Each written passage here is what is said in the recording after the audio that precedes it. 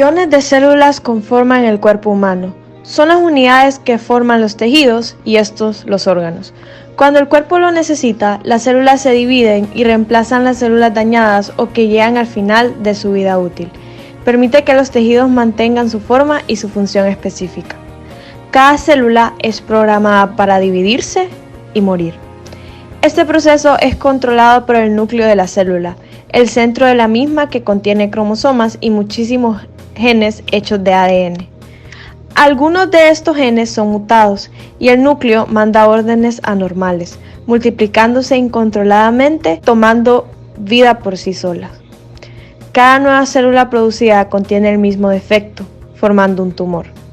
El tumor forma muchísimos vasos sanguíneos para sobrevivir. Ellos le brindan al tumor nutrientes y oxígeno para crecer. El cáncer se vuelve peligroso cuando sus células cancerosas se proliferan a otras partes del cuerpo. Estas células pueden invadir otras partes del cuerpo causando nuevos tumores.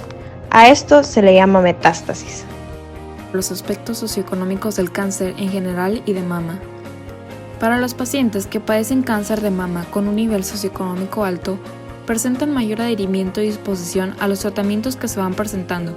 Sin embargo, es un limitante para aquellas mujeres que no tienen ese mismo nivel, puesto que se ven afectadas por no responsabilizarse debido a la falta de educación en el área de la salud, o solo porque no cuentan con lo suficiente para sustentar los costos.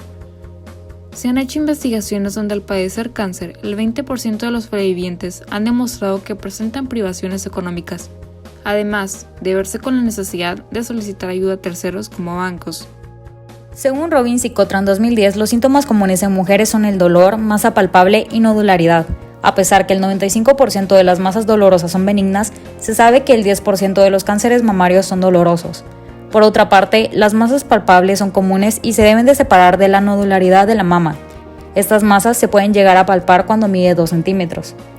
Entre otras características sintomáticas se encuentran un bulto nuevo en la mama o en la axila debajo del brazo, aumento del grosor o hinchazón de una parte de la mama, irritación o hundimiento en la piel de la mama, enrojecimiento o escamación de la zona del pezón o la mama, hundimiento del pezón o dolor en la zona, secreción del pezón que no sea leche, incluso puede ser sangre, y cualquier cambio en el tamaño o la forma de la mama. Entre los efectos adversos del cáncer de mama se encuentran la fatiga, linfedema, generalmente en el brazo o en la pierna, el cual se debe a la obstrucción del sistema linfático que impide que la linfa drene de manera adecuada y por consiguiente el líquido se encuentra acumulado generando hinchazón, pérdida de peso y pérdida de apetito. Finalmente, entre las consecuencias se encuentran la metástasis a otros órganos, lo que quiere decir que ocurre un proceso de prolongación de un foco canceroso a un órgano diferente del inicio, quistes rotos, lesiones físicas, infecciones y la muerte. Mecanismo y desarrollo de la patología. Los cambios o mutaciones en el ADN pueden causar que las células normales del seno se vuelvan cancerosas. El ADN es el producto químico de nuestras células que conforman nuestros genes. Los genes contienen las instrucciones sobre cómo funcionan nuestras células. Muchas de estas mutaciones se asignan a las vías de señalización que gobiernan la proliferación y división celular, la muerte celular, la diferenciación y el destino celular y la motilidad celular. Normalmente, estos genes evitan que las células crezcan fuera de control y se transformen en cáncer, pero cuando dichas células presentan una mutación, pueden desarrollarse sin control. Existen distintos tipos de cáncer de mama. El tipo de cáncer de mama depende de qué células de la mama se vuelven cancerosas. Algunos factores de riesgo de cáncer de mama son cambios en el ADN, que se pueden heredar de los padres o bien pueden ser adquiridos.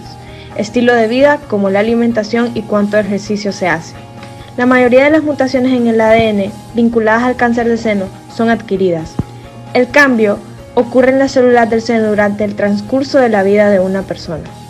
Los protooncogenes son genes que ayudan al crecimiento normal de las células. Cuando un protooncogen experimenta algún tipo de cambio o mutación, o hay demasiadas copias del mismo, pasa a ser un gen malo, que puede quedarse encendido o activado cuando no debería estarlo. Cuando esto sucede, la célula crece fuera de control y produce más células que crecen descontroladamente. Esto puede causar cáncer. Al gen malo se le llama oncogeno. Imaginémonos que una célula es como un automóvil. Para que el automóvil funcione bien, se necesitan formas de controlar qué tan rápido se desplaza por las avenidas. Un proto-oncogen normalmente funciona de una manera muy similar a la de un acelerador. Ayuda a controlar la manera y el momento en que las células crecen y se dividen. Un oncogen es como si un acelerador que está permanentemente presionado y que ocasiona que la célula se divida sin control. La célula se compone de diferentes biomoléculas que en conjunto son esenciales para llevar a cabo procesos biológicos, así como el crecimiento y la división celular, los cuales se relacionan directamente con el cáncer. Los grupos de biomoléculas principales y de enfoque en esta investigación son proteínas, lípidos y carbohidratos. Hablando de manera general, la diferencia principal entre una célula cancerosa y una sana es el crecimiento y división descontrolada hasta volverse invasora. De forma particular, las proteínas son elementales para mantener comunicación intracelular, ya que funcionan como receptores en las células y de igual forma se encargan de mantener control sobre la actividad celular. Un ejemplo de una proteína involucrada que favorece el crecimiento del cáncer de mama es la proteína HER2.